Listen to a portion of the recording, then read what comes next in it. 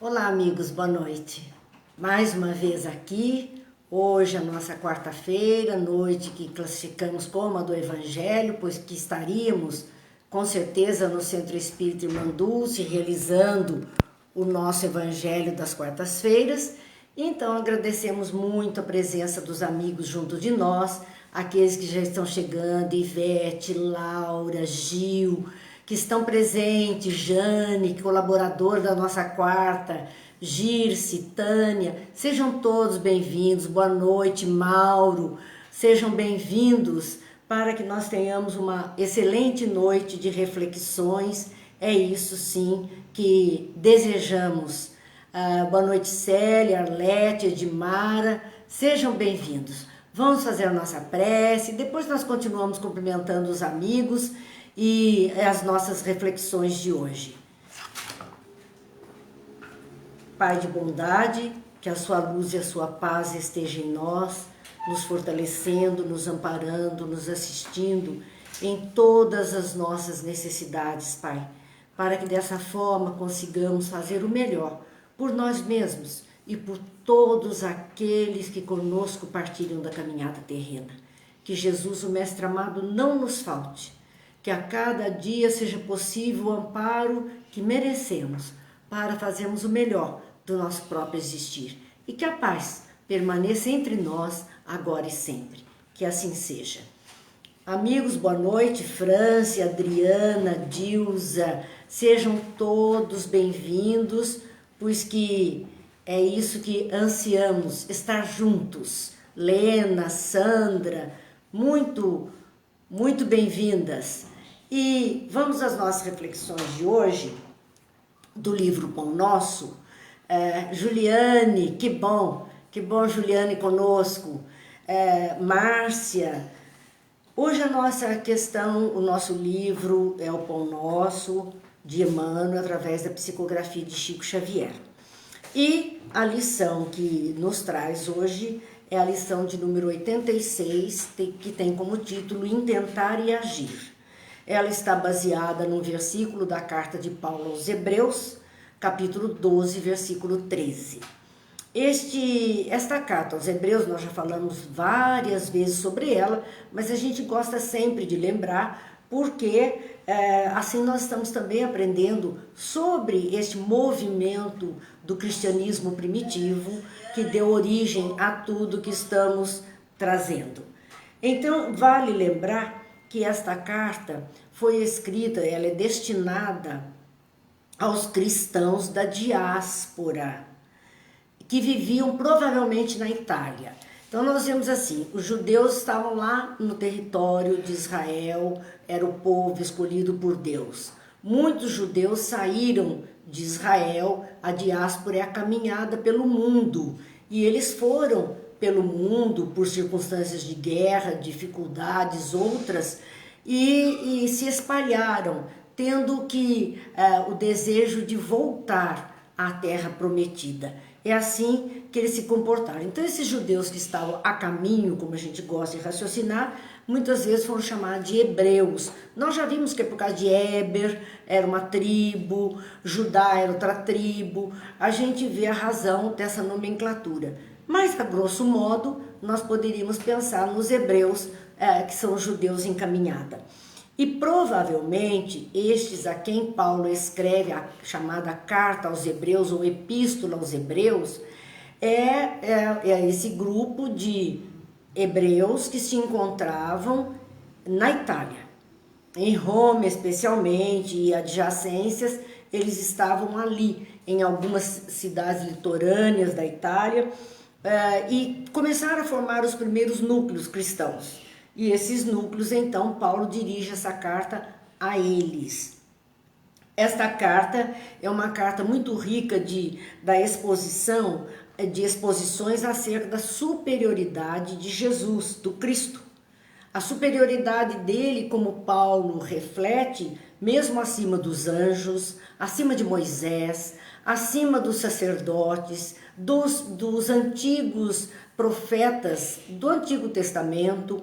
Então ele enaltece a grandeza de Jesus colocando como o primeiro profeta, como o melhor entre os melhores. Ele seria o profeta máximo. Então ele enaltece nesta carta a grandeza de Jesus para esses primeiros cristãos. E também ele incentiva, por conta disso, a fidelidade a Cristo. Então, aos ensinos que Jesus deixou, aos exemplos, ao comportamento e a sua nova aliança. Porque o povo judeu já tinha consigo a Arca da Aliança, a primeira aliança de Moisés. Na verdade, a aliança vem desde Abraão, mas Moisés com Deus, e surge a Arca da Aliança, que foi carregada pelo deserto e que está então no templo. Mas Paulo entende que Jesus está fazendo uma nova aliança, porque não é aquela aliança feita com os temores que Moisés trouxe. Jesus faz uma aliança com o amor de Deus. Então, por conta disso, é uma nova maneira de ver Deus, uma nova proposta de viver Deus nos seus ensinamentos, que Paulo, então, chama atenção nessa carta. Então, é uma carta muito rica, muito importante para todo cristão que pudesse ler com muita atenção, porque já que ela é rica acerca da superioridade de Jesus, acerca dos seus ensinamentos, e ela pede fidelidade aos ensinos do Cristo, o cristão deveria conhecer um pouquinho dela. Graças a Deus, através desta obra Pão Nosso e outras que virão, nós estamos tendo a oportunidade de ir versículo a versículo entendendo essas cartas e o conteúdo que elas têm, aproveitando para os nossos dias, porque essa é a razão de existirem essas obras, que nós possamos aplicar tudo isso ao nosso conhecimento, à nossa vida diária. Vamos então, boa noite a quem eu não disse.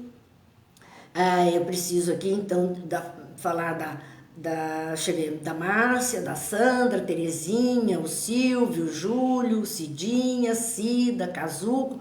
São os amigos que estão conosco e que semanalmente estão conosco. Hoje, dia 10 de março, está fazendo exatamente um ano que nós tivemos o nosso último estudo presencial na Casa Espírita, no caso era o Centro Espírita Joana d'Arc. Então, há um ano, nós nos despedimos no dia 10 de março das atividades presenciais. E estamos, há um ano, graças a Deus, mantendo as mesmas atividades agora dentro deste nosso nova formatação que nos é permitida fazer.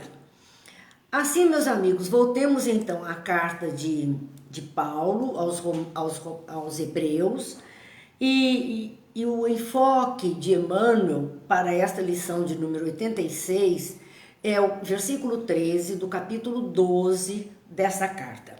Mas como nós gostamos de fazer, não nos prendemos apenas àquele versículo que é alvo do ensino de Emmanuel, claro, e que vamos levar no final as reflexões. Mas nós gostamos sempre de aproveitar um pouquinho das lições anteriores em alguns versículos do mesmo capítulo. Isso enriquece a nossa capacidade de entendimento da proposta que Emmanuel traz.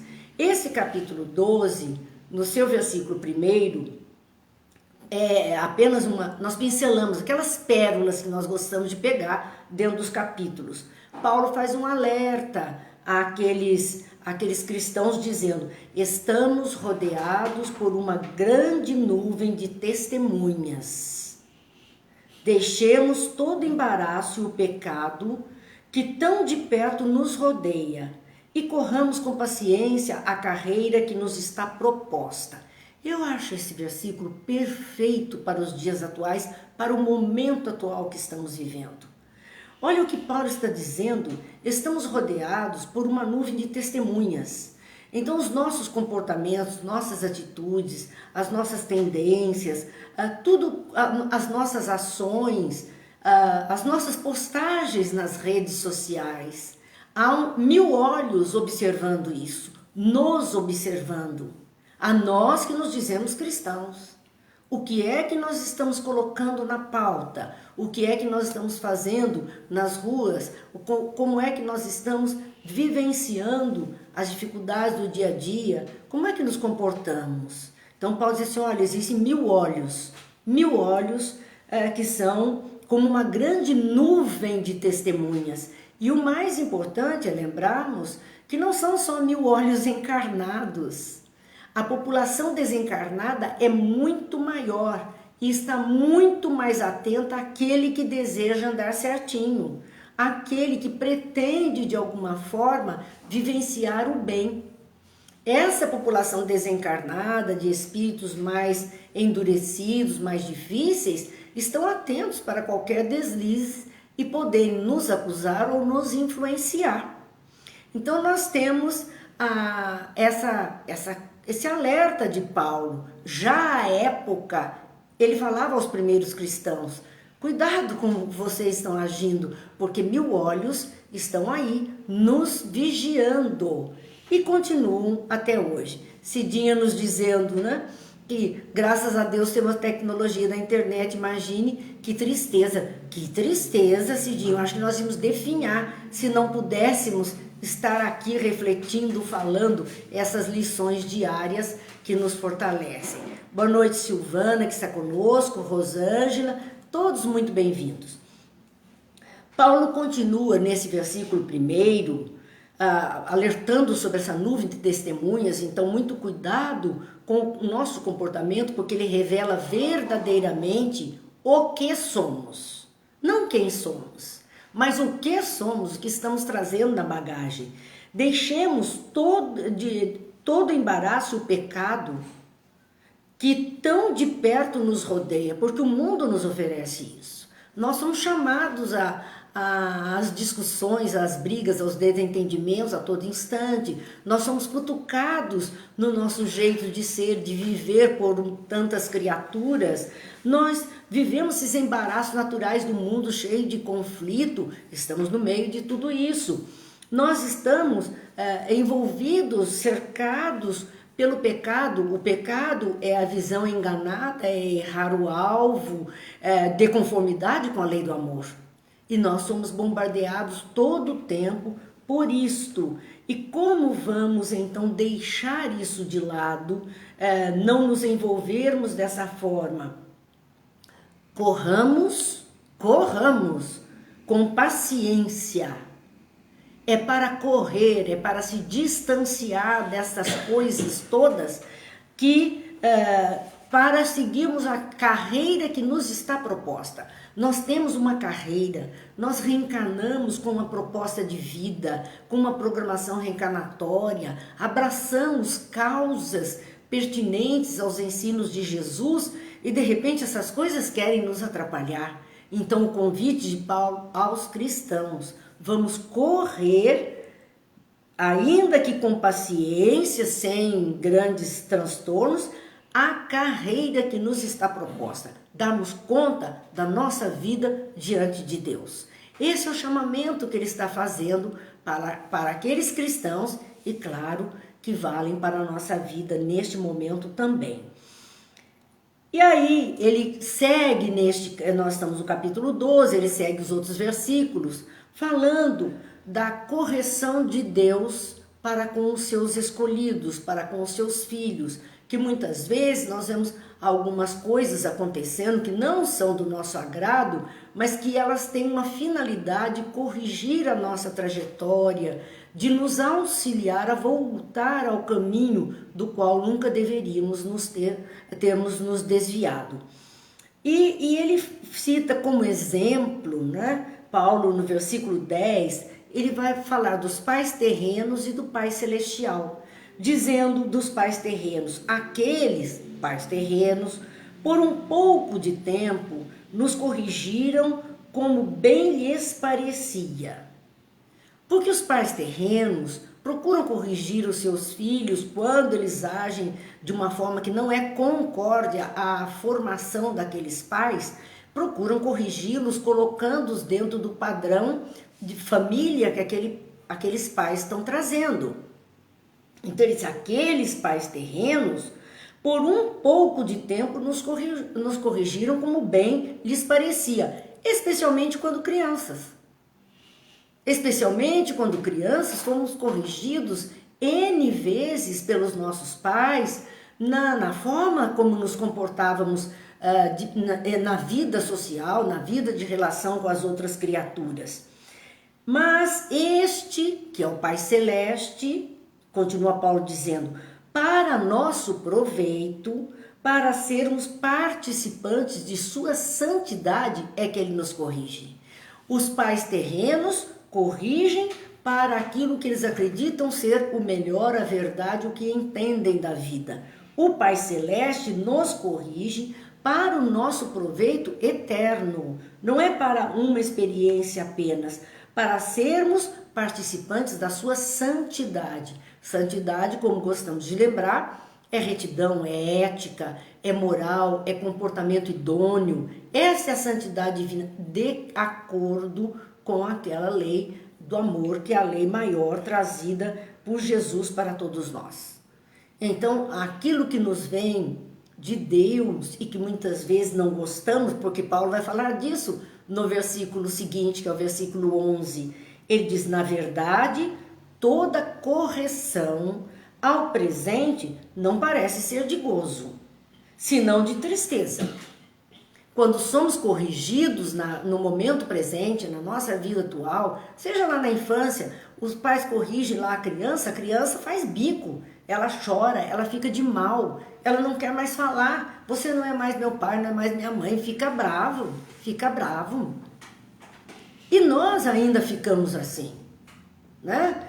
Chateados com aquilo que somos chamados de atenção, que vem como correção para a nossa vida, não gostamos, não é prazeroso ser corrigido, senão gera apenas a tristeza em nós. Mas depois, diz Paulo, produz um fruto pacífico de justiça nos exercitados por ela, naqueles exercitados pela correção, ou seja, naqueles que foram corrigidos, vai gerar um fruto pacífico de justiça. Vai dar firmeza, vai dar clareza, vai dar trilho, vai dar norte, porque fomos corrigidos de alguma forma.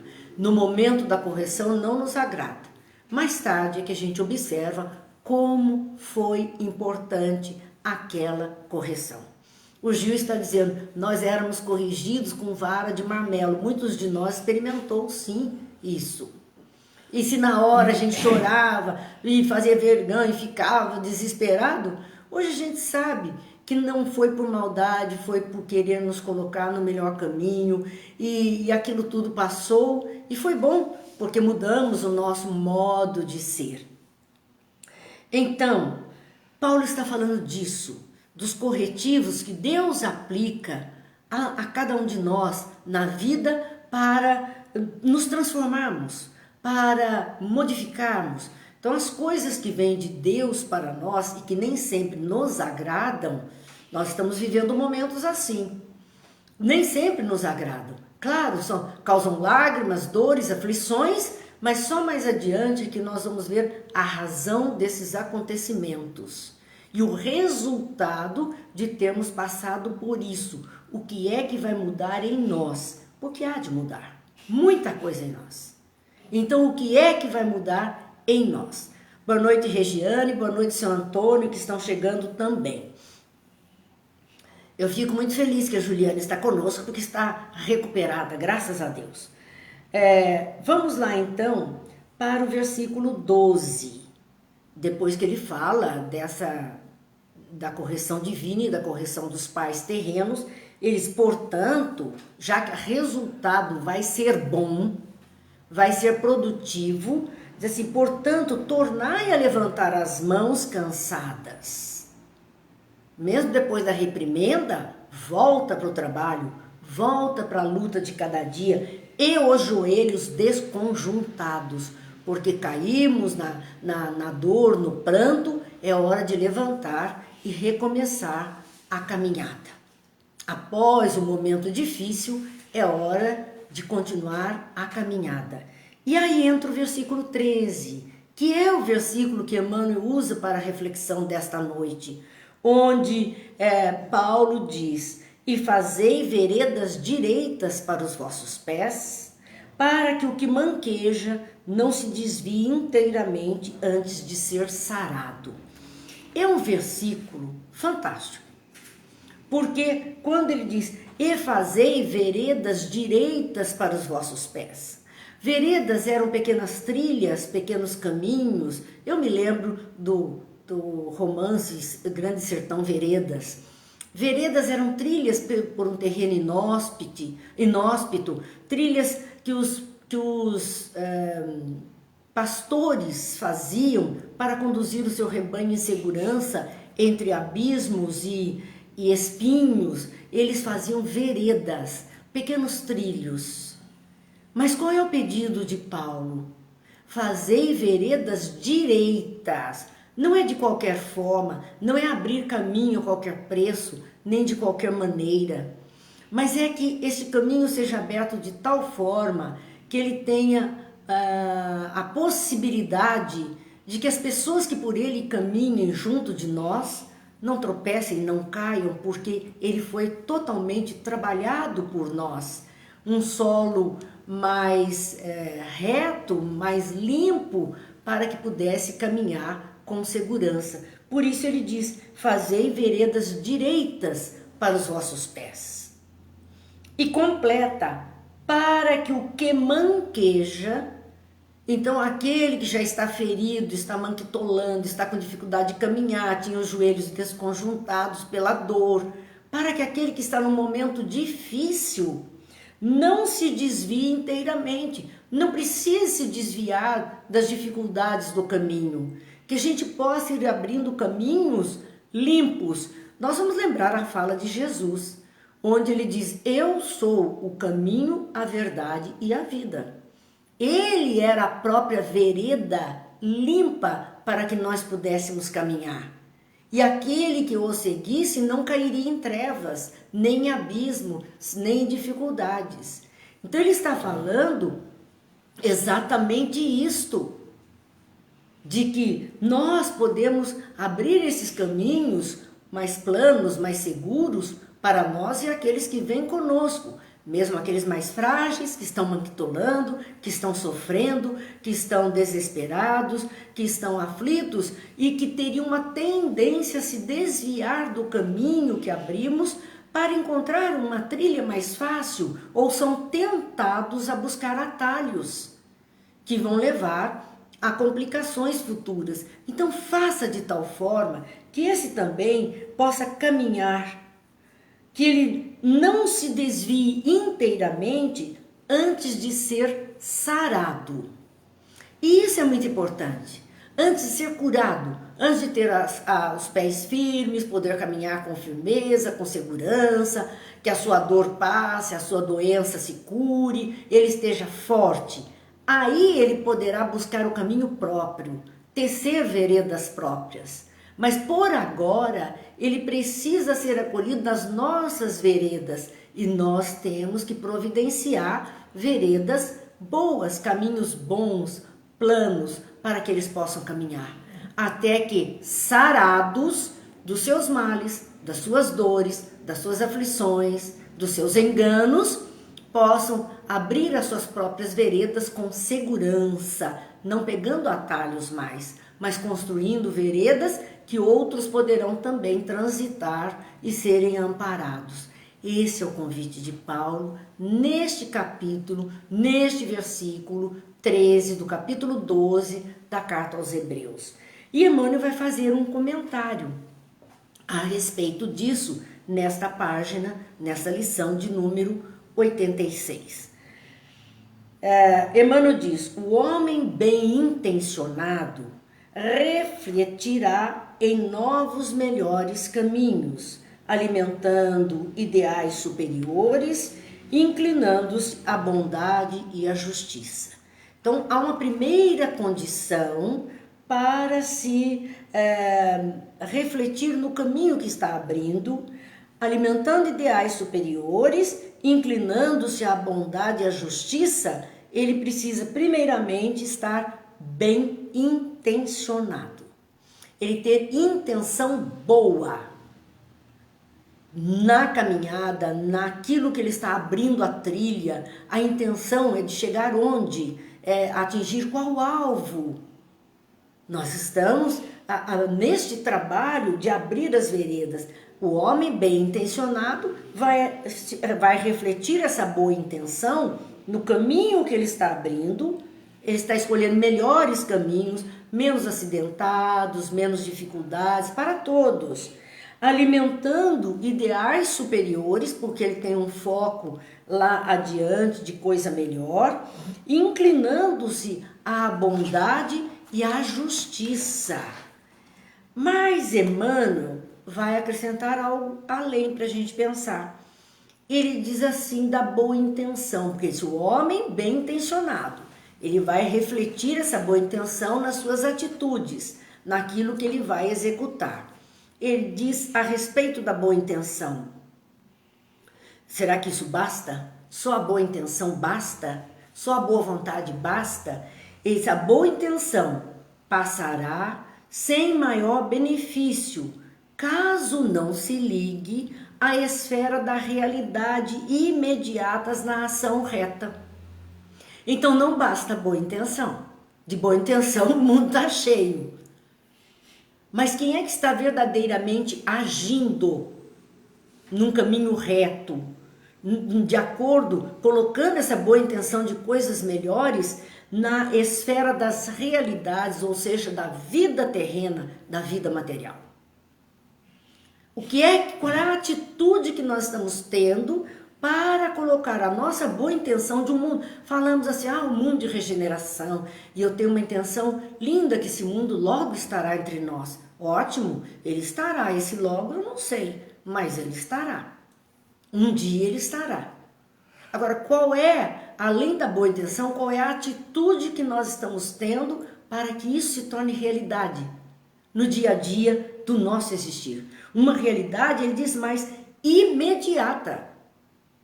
A nossa boa intenção tem que estar ligada a uma ação imediata no bem, na ação reta. É o nosso testemunho, é a nossa atividade.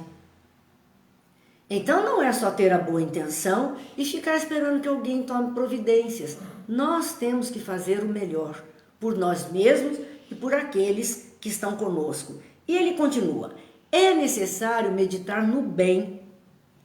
E muita gente se aplica na meditação e fica em oração e fica pensando nas coisas boas.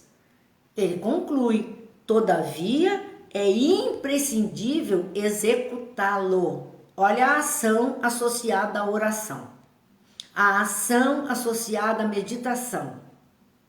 Então não basta apenas essa atitude mais parada da meditação, da oração. Sim, isso é de uma importância gigante, porque nós estamos lançando bons fluidos, boas energias, ondas diferentes que vão atingir outras mentes. É ótimo. Mas nós temos que colocar, vamos meditar no bem, Senhor, o bem para todos, a saúde para todos, o bem-estar para todos, o trabalho para todos, mas eu não estou fazendo nada para que isso se concretize. Então é imprescindível executar. Nós meditamos sobre uma construção, uma casa que queremos, imaginamos e alimentamos aquilo, mas se não movermos algum recurso, não buscarmos profissionais que possam fazer, eu não vou ter essa casa edificada. Ela não sairá do campo dos sonhos. Ela estará apenas nesse campo dos sonhos e não na realidade material. E o convite é que nós juntemos estas coisas, que possamos, sim, pensar, pedir, orar e fazer e agir. Por isso que o título é a respeito disso, intentar e agir. Não basta uma coisa só, precisamos juntar as duas coisas. A providência divina, reflete Emmanuel, ela cerca a estrada das criaturas com o material de edificação eterna. Ela disponibiliza materiais para que nós façamos essa construção eterna, o que significa dizer que é também a construção do espírito, do amadurecimento, do preparo desta alma para algo melhor, para a sua maioridade espiritual. Então ele nos diz, ele cerca as criaturas com material de edificação eterna, possibilitando a construção de veredas direitas. Então Deus tem nos oportunizado através de tantos benfeitores que o mundo conhece, conheceu e conhece, nortes, diretrizes, ensinos, Jesus. Por isso que Paulo insistia com os hebreus, enaltecendo Jesus e falando dos seus ensinos para serem vivenciados. Isso chegou até nós, não chegou por acaso. Não há acaso na lei de Deus. Se chegou até nós, se abraçamos como verdades que nos alimentam a alma, é para que façamos essas veredas direitas, retas, no nosso caráter, nas nossas ações, no nosso código de moral, nosso comportamento em sociedade, desde a sociedade primeira, que é o lar, até a grande sociedade universal. Que nós possamos, sim, fazer algo edificante para nós mesmos. E continua ele dizendo, semelhante realização por parte dos discípulos é indispensável. Então o discípulo não tem desculpa, porque ele tem acesso, ele está recebendo tudo isso. Para ele é tarefa, é o professor passando a tarefa que nós vamos ter então que cumprir. É indispensável em torno dos seus caminhos e que seguem os que manquejam nele também. É trabalharmos de uma forma que nossa vida seja tão linda que outros possam caminhar por estes mesmos caminhos. A Juliana me perdoa, mas eu vou usar um exemplo do acontecimento da vida dela aqui, mas como está público nos vídeos do Face, como ela mesma registrou, passou pela quarentena, passou dificuldades com o Covid, e a sua irmã caçula se ocupou em levar alimento para ela todos os dias em que ela esteve no isolamento. Todos os dias a irmã comparecia. Mas o interessante é a forma como esta irmã fez, não só para levar o alimento que ia alimentar o corpo físico da Juliana e dos seus, mas era o alimento da alma que ela agregou no seu modo de levar este alimento, que era a alegria, a dança, a música, a caricatura, a brincadeira, para alegrar aquele que estava vivendo uma situação triste, uma situação difícil. E essa irmã foi capaz de construir esta vereda direita para que outros que estejam adoentados, manquitolando pelos caminhos, seguindo os seus exemplos, a qualidade que ela deu, a prestação de um carinho à irmã, possam copiar e fazer assim com os seus, que não estão precisando só desse alimento material. Isso é fácil, pôs na panela, a coisa sai, mas é o como está chegando até aquela pessoa. Este é o trabalho do cristão, aliviar a dor do outro dessa forma, com a presença, com a palavra, ainda que não pudesse ter o contato físico, ainda que tivesse a obrigação de um distanciamento, nem por isso deixou de colocar um sabor a mais naquele alimento, uma vibração mais de carinho naquele alimento. E nós sabemos que isso vai não só alimentar o corpo físico, mas como as estruturas espirituais daqueles que vão sorver deste alimento. É um exemplo que está aí, diante dos nossos olhos, acontecido aqui, junto de nós, e que anda bombando pela internet. E por que bombando? Porque não é lugar comum, porque não é o habitual das pessoas, porque fez a diferença e pode fazer a diferença na vida de outras pessoas. Por isso, Emmanuel dizendo aqui de que semelhante realização por parte dos discípulos do Cristo é indispensável dar uma qualidade diferente àquilo que está sendo oferecido em torno dos seus caminhos. Seguem os que manquitolam e precisam desse caminho mais adequado, mais amparado, mais iluminado para continuarem seguindo. Mas Emmanuel pondera um outro grupo de criaturas que partilha conosco deste mesmo momento do existir, já a época do Cristo, onde Paulo falava, e a nossa época atual, os prisioneiros da ignorância e da má fé. Junto com aqueles que pretendem melhorar, que pretendem esse mundo melhor para todos, que colaboram com alegria para a vida, que se enchem de força para continuar a caminhada da melhor forma possível, existem aqueles que são prisioneiros da ignorância e da má fé. Da ignorância porque desconhecem a alegria do bem. Acostumados à amargura, ao mal, à discussão, à briga, não experimentaram outra coisa ainda, ignoram. E tem os piores do que os ignorantes, que são os da má fé, que fazem mesmo por maldade, por querer complicar a vida do outro. E ele diz, os prisioneiros da ignorância e da má fé arrastam-se como podem nas margens do serviço de ordem superior. Não conseguem caminhar adequadamente, não se colocam em pé, não levantam as mãos, se arrastam por essas margens do serviço de ordem superior. E de quando em quando se aproximam dos servidores fiéis do Cristo, propondo-lhes medidas e negócios que se ajustem à mentalidade inferior. Querem arrastar, querem conduzir para aquela mentalidade ainda ignorante, inferior e de má fé, aqueles que estão buscando um caminho melhor, buscando a luz, buscando equilíbrio.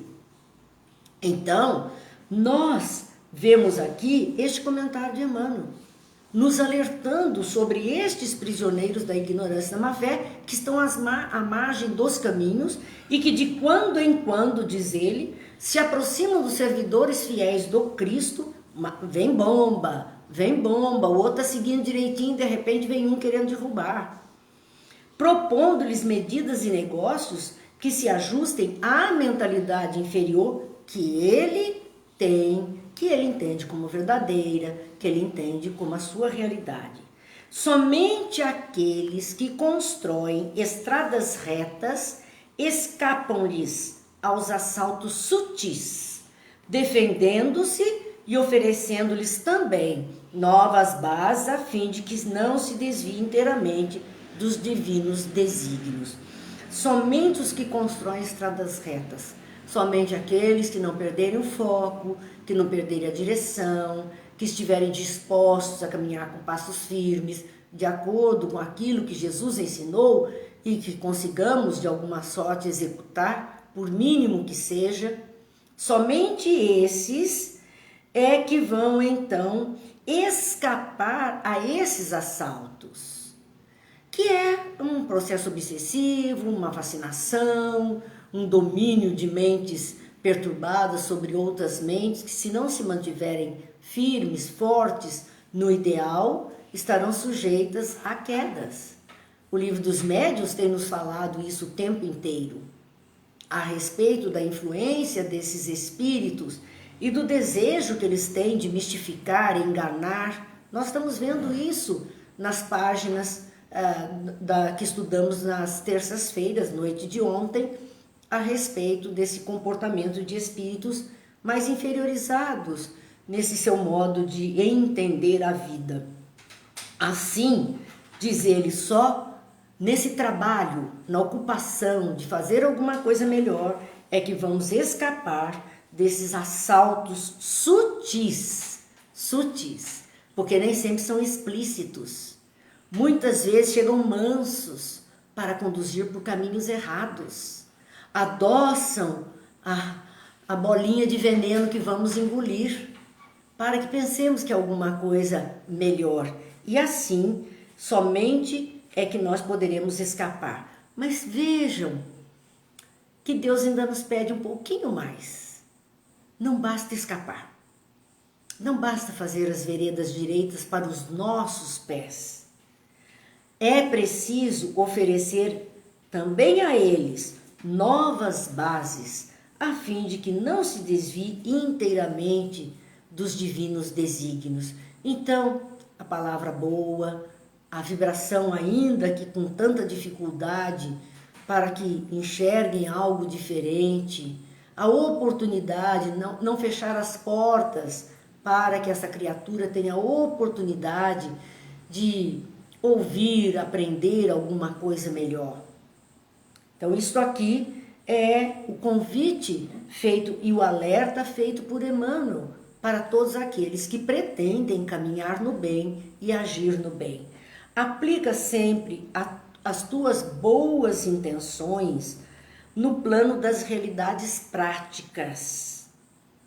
Aplica as tuas boas intenções. Mais uma vez ele reforça, não basta boa intenção, é preciso agir, aplicar isto que nós entendemos ser bom, que vai melhorar a vida para nós e para outros também. Aplica as boas intenções no plano das realidades práticas da vida atual, daquilo que estamos vivendo, da nossa realidade de hoje.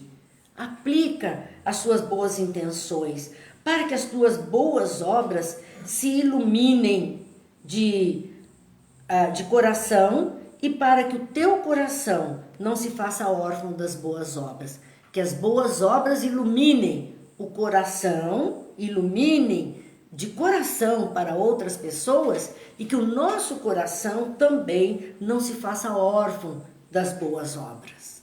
Nós temos que apresentar isso, porque muitos testemunhos daquilo que chamamos experiência de quase morte, muitos testemunhos dessas pessoas que voltaram, do limiar da vida física e da morte, elas, muitas, além da história de ter visto luz, túnel ou um ser iluminado, a elas foi questionado: o que é que você fez de bom? Então volta e faça. Volta e faça. É dado uma segunda chance de retornar à vida física para que ela faça diferente, para que ela aproveite, porque nela já existe a boa intenção. Faltou, talvez, a prática da boa intenção. E às vezes nós fazemos isso. Nós temos lá uma ideia de alguma coisa boa e até acalentamos aquela ideia no coração e na mente. Mas amanhã eu faço. Amanhã eu vou pensar melhor sobre isso e vou convidar mais pessoas e amanhã eu faço. Às vezes esse amanhã não chega para nós. Ficamos na boa intenção. Somos retirados do palco da vida antes desse amanhã. Não deu tempo. Outras vezes, com este amanhã eu faço, amanhã eu levo, amanhã eu vejo, vamos postergando e às vezes cai no esquecimento porque a vida nos atropela com outros requisitos, outros chamados e nós nos ocupamos e esquecemos aquela proposta boa que nós tínhamos então acalentado por algum tempo em nossa consciência e em nosso coração. O chamamento é esse: não vamos perder tempo. Olha, veio a ideia boa, vamos aplicando, vamos fazendo esse melhor. Deixemos de lado, sabe? Mas eu vou tentar ainda fazer alguma coisa. Façamos. Quando a gente olha, por exemplo, Chico Xavier, Dona Aparecida com o Hospital do Fogo Selvagem, a história da Dona Aparecida é muito linda, porque ela trabalhava na limpeza de um hospital em São Paulo. Trabalhava como uma serviçal. E ela tinha lá uns pacientes numa ala que ninguém nem queria muito se aproximar, não. Eles estavam meio lá de lado. E uma vez ela soube que eles iam mandar esses pacientes para casa, para a rua, porque ali não havia o socorro adequado para eles. Então, Dona Aparecida, ela pediu exoneração do cargo. Pegou aqueles pacientes, eu não me recordo mais se eram 5 pacientes, 4 pacientes, e foi para Uberaba com eles, levando esses pacientes, esses doentes com ela. Lá, ela chegou, pegou um terreno que estava vazio, que não tinha ninguém, não tinha construção nenhuma, edificou ali quase à base de papelão, lata e tábuas recolhidas, um cômodo. Neste cômodo, ela arranjou um tambor cortado pelo meio e fez esse tambor de banheira para banhar esses pacientes. Eram os pacientes do pênfigo foliáceo que nós conhecemos com o nome de fogo selvagem e que ninguém queria colocar as mãos. Na medida em que as pessoas perceberam a luta desta mulher com aqueles primeiros pacientes, começaram a colaborar para que ela edificasse um cantinho a fim de ajudá-los, mas também na medida em que outros pacientes descobriram que alguém se ocupava deles, começaram a chegar mais pacientes, mais famílias trouxeram pacientes e largaram nas mãos do Dona Aparecida e viraram as costas. Ela teve socorro, ela teve ajuda de industriais. Aqui Antônio Hermílio foi um que ajudou muito a construir e ela se associou a Chico Xavier para poder ter a força necessária e edificar o que existe lá em Uberaba, que é o Hospital do Pênfigo Foliáceo, com centenas de pacientes que por lá já passaram. Alguns conseguiram a cura, voltaram para a vida, foram aqueles que pegaram a vereda reta até ser sarado e seguiram pelas próprias veredas. Outros ainda continuaram ali abrigados. É um exemplo de Dona Aparecida. Ela não esperou. Chico, quando ele foi para um terreno e arrumou um barracão e começou lá a Casa da Prece, para acudir pessoas e com o tempo foi construindo. Às vezes a gente quer grandes estruturas, a gente quer fazer coisas que juntando com outras pessoas e não dá. Então façamos o que estiver ao nosso alcance da forma que pudermos, da melhor forma possível, porque esse é o testemunho. A Tânia está dizendo, visitamos esse hospital há muito tempo atrás, ela ainda estava ali encarnada, a Tânia diz, era viva, ela continua viva, no mundo espiritual, né? E nós nos emocionamos demais, várias vezes, todas as vezes que lá estivemos, não foi uma única vez. Mas estivemos lá para quê? Para levar uma ajuda tão pequena que pudemos amealhar ou para aprender com ela o que era acudir à necessidade alheia. Então, é isso, o convite está aí. E é quando se está dentro dessa condição que esses espíritos prisioneiros da ignorância e da má-fé não têm o alcance que desejariam ter sobre nós. Eles podem colocar pedras de tropeço, eles podem enterrar espinhos na carne, eles podem fazer um punhado de coisas desse tipo, mas que não vão invalidar a nossa caminhada e a nossa vontade de vencer pelo bem. Assim é que Emmanuel diz dentro desta página: somente aqueles que constroem estradas retas escapam aos assaltos sutis, defendendo-se e oferecendo-lhes também novas bases, a fim de que se desvie inteiramente não se desvie inteiramente dos divinos desígnios. Aplica sempre as tuas boas intenções no plano das realidades práticas, para que as tuas boas obras se iluminem de coração e para que o seu coração delas não se sinta órfão também. Faze isso por ti mesmo. É o benefício para nós. O primeiro que ganha é aquele que está produzindo o bem, porque é a fonte. É dessa fonte que está jorrando e esta fonte está contaminada pelo bem. Então faze isso por ti, que necessitas de elevação e por aqueles que ainda te procuram manquejando. Faz por ti mesmo, vamos fazer por nós mesmos que necessitamos de elevação, de mudar a frequência vibratória e por aqueles que ainda manquejando nos buscam no pouco que podemos ter, que possamos agir dessa forma, que possamos honrar esse título de cristãos que resolvemos abraçar, produzindo o melhor em nós mesmos para todas as criaturas. Lembremos, meus amigos, chegamos ao final da página, lembremos hoje, quarta-feira, nossa noite de pedir a magnetização das águas. Que as águas que nos rodeiam possam ser magnetizadas com fluidos salutares. Que a espiritualidade amiga possa trazer os fluidos que necessitamos de saúde, remédios para o corpo físico, para o corpo espiritual, para a alma. Que possamos ter tônicos que fortaleçam, que nos deem força, que nos deem discernimento, clareza, que nos levem a comportamentos melhorados. Enfim, que cada um receba o de que necessita nesse instante.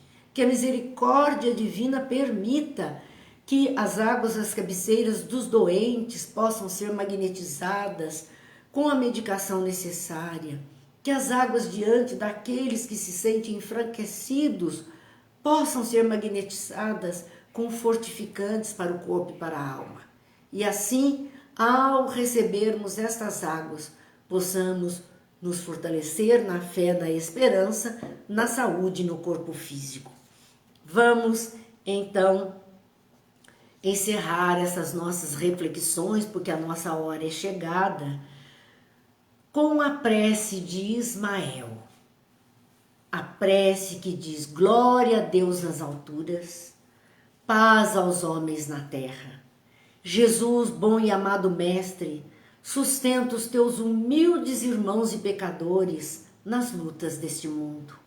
Anjo bendito do Senhor, abre sobre nós as tuas brancas asas e abriga-nos do mal. Levanta os nossos espíritos à majestade do teu reino e infunde em todos os sentidos a luz do teu imenso amor. Jesus, pela tua sagrada paixão, pelos teus martírios na cruz, dá a todos os que se acham ligados ao pesado fardo da matéria orientação perfeita no caminho da virtude, único pelo qual nós te podemos encontrar. Jesus, paz a eles, misericórdia aos nossos inimigos. Recebe em teu seio bendito a prece do último dos teus servos. Bendita estrela, farol das imortais falanges, purifica-nos com teus raios divinos, lava-nos de todas as culpas, atrai-nos para junto de teu seio, santuário bendito de todos os amores. Se o mundo, com seus erros, paixões e ódios, alastra o caminho de espinhos, escurecendo o nosso horizonte com as trevas do pecado, rebrilha mais com a tua misericórdia, para que, seguros e apoiados no Santo Evangelho, possamos trilhar e vencer as escabrosidades do caminho e chegarmos às moradas do teu reino. Amiga estrela, farol dos pecadores e dos justos, abre o teu seio divino e recebe a nossa súplica pela humanidade inteira. Haja paz, haja luz, haja esperança em todos os corações. Meus amigos, fiquem em paz, estejamos em paz, confiantes que o Senhor está no leme dessa nau. Que a paz esteja nos corações, que a alegria se faça a todas as criaturas, a confiança e a fé, o não esmorecer diante das dificuldades, porque sairemos delas mais forte do que quando as adentramos.